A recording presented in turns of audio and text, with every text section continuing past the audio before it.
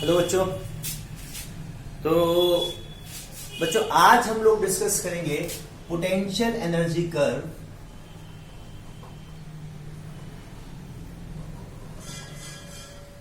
And stability of object in conservative field. ठीक है, देखिए पोटेंशियल एनर्जी कर्व का सिंपल सा मतलब है एक ऐसा ग्राफ, एक ऐसा कर्व जो हमको ये बताए कि पोटेंशियल एनर्जी का वेरिएशन कैसे हो रहा है। तो सबसे पहली बात तो ये समझनी चाहिए आपको कि जो पोटेंशियल एनर्जी है it is function of space. हाँ, हमने पहले भी डिफाइन किया था स्टार्टिंग में, जब पोटेंशियल एनर्जी कंसेप्ट इंट्रोड्यूस कराया था मैंने बताया था potential energy is the energy possessed by an object due to its position.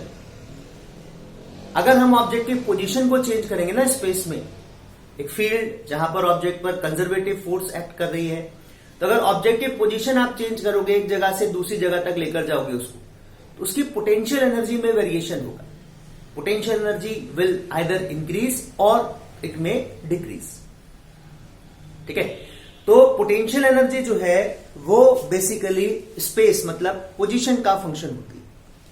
तो अगर हम ये वेरिएशन मतलब अगर एक ग्राफ प्लॉट करें, ग्राफ जो हमको ये बताए कि अलग अलग पोजीशन पर ऑब्जेक्ट की पोटेंशियल एनर्जी किस तरह से वेरी कर रही है, वो ग्राफ हमारा पोटेंशियल एनर्जी कर्व कहलाता है। ठीक है, और उस ग्राफ से हम कुछ इंपॉर्टेंट फैक्ट डिटरमाइन कर सकते हैं, कुछ इंपॉर्टेंट कंक्लूजन ड्राइव कर सकते हैं हम फ्रॉम दैट ग्राफ। तो वही हम लोग डिस्कस करेंगे। तो सबसे पहले तो हम ये जानते ही हैं कि पोटेंशियल एनर्जी जो कंसेप्ट है it is only applicable if the force acting on the object is conservative. मतलब कंजर्वेटिव फील्ड में एक ऐसे कंजर्वेटिव फील्ड, वापस रिपीट कर देता हूं मैं एक बात, हालांकि मैं बता चुका हूं आपको, एक ऐसा रीजन ऑफ स्पेस जहां पर मतलब एक ऐसा रीजन ऑफ स्पेस जहां पर ऑब्जेक्ट अगर हमारा लोकेटेड हो उस स्पेस में किसी भी पॉइंट पर, तो उस पर जो फोर्स एक्ट करे वो कंजर्वेटिव हो। ऐसे स्पेस को, है ना, ऐसे स्पेस को कंजर्वेटिव फील्ड कहा जाता है। तो कंजर्वेटिव फील्ड में अगर ऑब्जेक्ट होगा उस पर कंजर्वेटिव फोर्स लगेगी और ऑब्वियसली फिर वो पोटेंशियल एनर्जी पोजेस करेगा।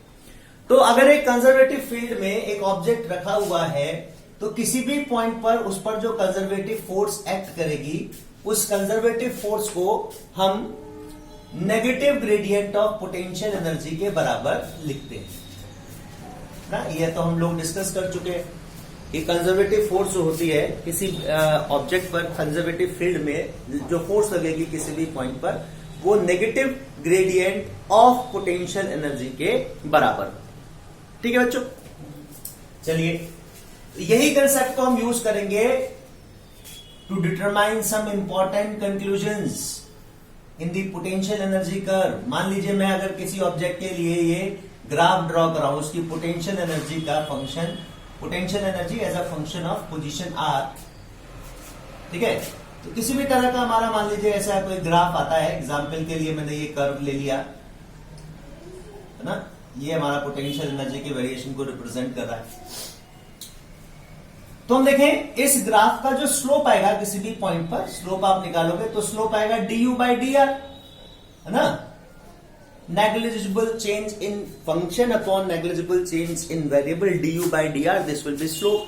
Rate of change of function with respect to variable, यही स्लोप होता ना, तो slope will be du by dr।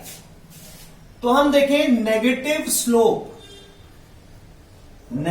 Slope of potential energy curve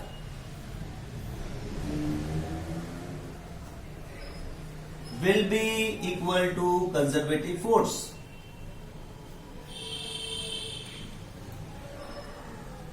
समझे बच्चों, ये कंजर्वेटिव फोर्स के बराबर होगा।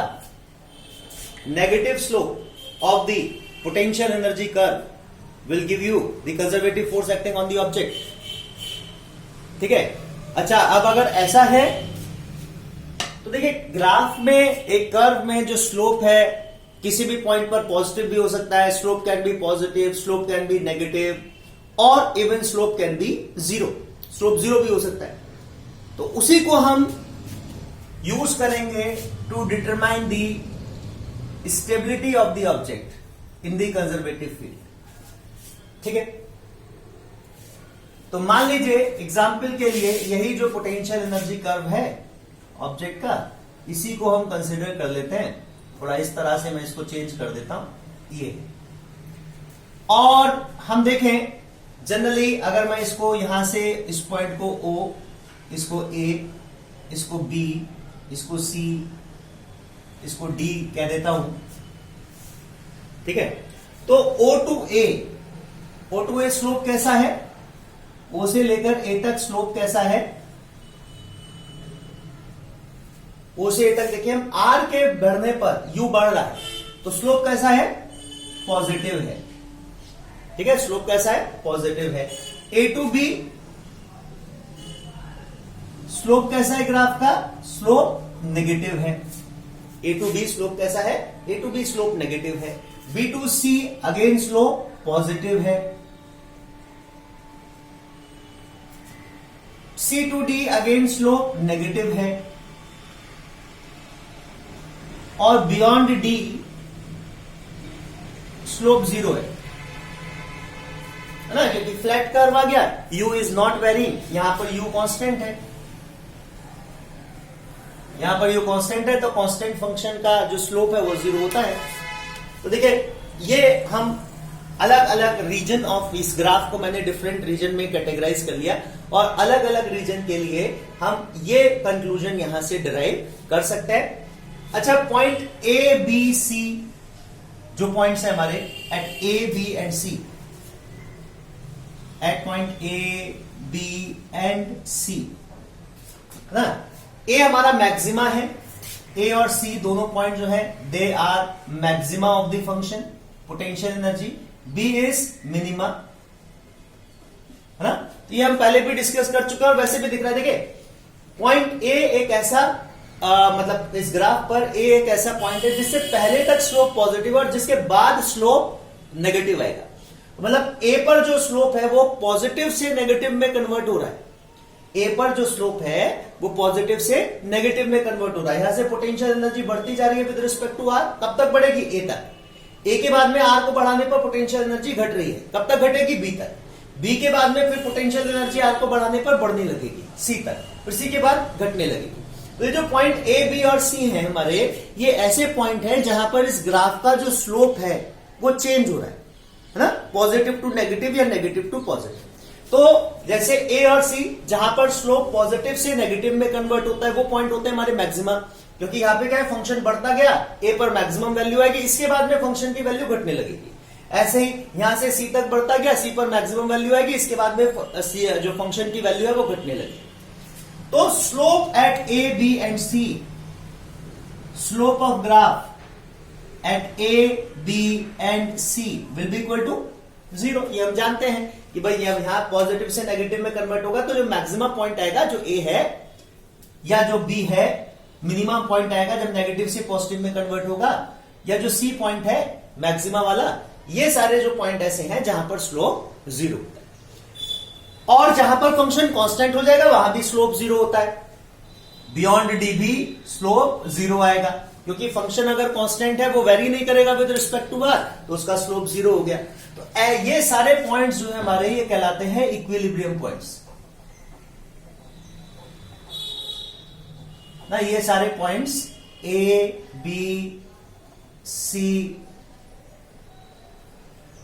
और all points lying beyond D ना, ये सारे इक्विलिब्रियम पॉइंट्स हैं। इक्विलिब्रियम पॉइंट्स क्यों है, क्योंकि यहां पर जो स्लोप आएगा du बाय dr या del u by del r वो 0 होगा, मीन्स फोर्स ऑब्जेक्ट पर 0। और ये हम जानते हैं for an object to be in equilibrium the net force acting on the object should be 0। तो ये A, B, C या D या वो पॉइंट जहां पर फंक्शन हमारा कांस्टेंट हो जाएगा, उन पॉइंट्स पर जो स्लोप है पोटेंशियल एनर्जी कर्व का वो 0 होगा। स्लोप 0 होगा तो उस पॉइंट पर, उन पॉइंट पर जो कंजर्वेटिव फोर्स एक्ट कर रही होगी ऑब्जेक्ट पर वो हमारी 0 आएगी। कंजर्वेटिव फोर्स 0 आएगी तो मतलब हम कह सकते हैं कि ऑब्जेक्ट इन पॉइंट्स पर इक्विलिब्रियम पोजीशन में है।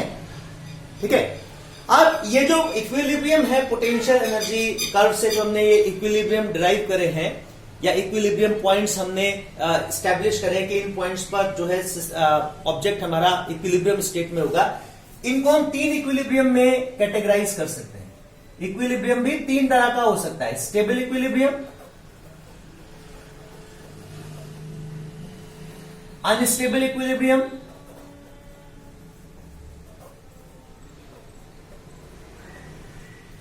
और न्यूट्रल इक्विलिब्रियम।